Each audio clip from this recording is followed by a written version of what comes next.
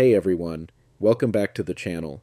In this video, I'll show you how to download and install RustRover on your MacBook.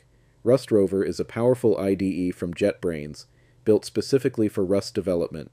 It comes with smart code analysis, advanced debugging tools, and seamless cargo integration, making Rust development faster, safer, and more enjoyable. Alright, let's get started. First, open any web browser.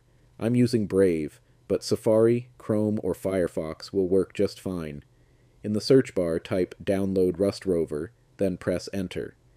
From the results, click on the official JetBrains website. I've also added the direct download link in the video description. Once you're on the RustRover download page, choose the correct version for your Mac, Apple Silicon or Intel. If you're not sure which one you have, click the Apple menu in the top left corner of your screen and select About this Mac. If you see Apple M1, M2, M3, or M4, you're using an Apple Silicon Mac. If it says Intel, then you're on an Intel-based Mac. After selecting the correct version, click Download. Save the installer to your Downloads folder. The download time may vary depending on your internet speed. Once the download is complete, open your Downloads folder and double-click the installer file. A new window will open. Simply drag the RustRover icon into the Applications folder. This installs RustRover on your Mac. When it's done, you can close the window and delete the installer file to free up space. Next, open Finder, go to Applications, and launch RustRover.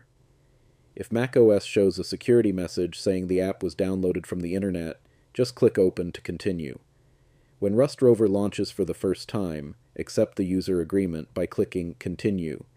You'll then be asked to activate the app. If you already have a license or subscription, choose Activation Code and enter your details. Otherwise, select Start Free Trial to begin using RustRover for free. And that's it. RustRover is now installed on your Mac, and you're ready to start coding in Rust. If this video helped you, don't forget to like, subscribe, and turn on notifications for tech tutorials. Thanks for watching, and I'll see you in the next one.